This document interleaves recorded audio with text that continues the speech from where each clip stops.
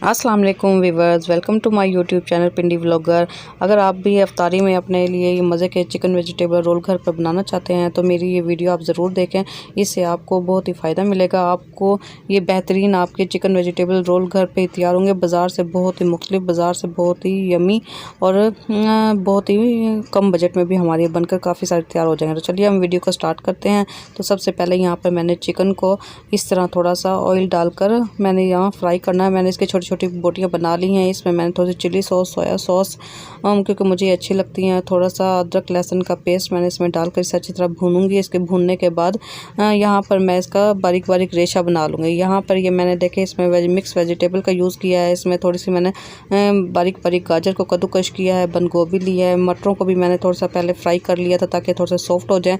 इन तमाम चीज़ों का इसमें चिकन का रेशा जो हमने बनाया था वो हम मिक्स करके इसे 2 मिनट के लिए हम किसी बर्तन में या फ्राई पैन वगैरह में इसे हम थोड़ा सा गर्म करेंगे तो यह हमारी गाजर थोड़ी सी गाजर और बंद गोभी थोड़ी सी नरम हो जाएगी।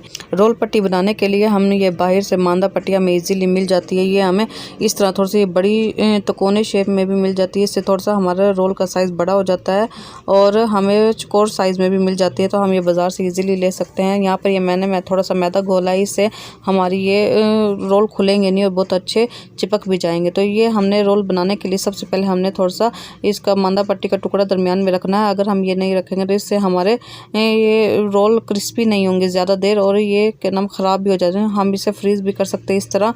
जब हम इसे फ्रीज़ करेंगे तो इसकी नमी भी बरकरार रहेगी। तो ये देखिए इस तरह हमने यूँ इस तरह फ़ोल्ड कर देना है। फ़ोल्ड करने के लिए हमने थोड़ा सा इसे टाइटली बंद करना है। लूज़ इसे हम नहीं करेंगे, लूज़ करेंगे तो ये प्रॉपर रोल की शेप नहीं बनेगी। तो यहाँ पर ये देखिए मैं आपको इसको बता रही हूँ कि आपने किस तरह से रोल करना है। या रोल करने के बाद हम इसका जो आखिरी हिस्सा है इस पर हम वो मैदे का जो हमने ये पानी और मैदे का जो हमने बनाया था मिक्सचर हम इसको लगा देंगे। इससे हमारे रोल पट्टी फ्राई करते वक्त खुलेंगी भी नहीं और ये अच्छी तरह चिपक भी जाएंगी। इसके बाद इस तरह ये हम ये बना कर रोल रख लेंगे। हम ये अपने घर पर फ्रीज़ भी कर सकते हैं। इसी तरह ये मैंने काफ़ी सारे बना लिए हैं। यहाँ पर मैं कुछ तो इसको फ्राई कर लूँगी और कुछ मैं इस तरह फ्रीज़ करके रख लूँगी।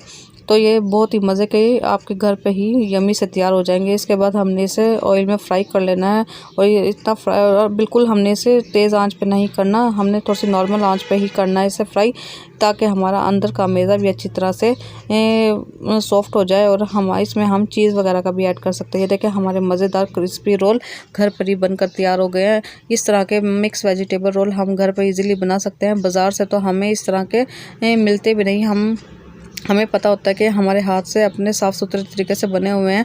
तो सो व्यूवर्स, उम्मीद है कि आपको मेरी डिफरेंट सी छोटी सी वीडियो अच्छी लगी होगी। अगर अच्छी लगी तो मेरे चैनल पिंडी व्लॉगर को शेयर कर दें, सब्सक्राइब कर दें और अपने फ्रेंड्स एंड फैमिली में शेयर भी कर दें।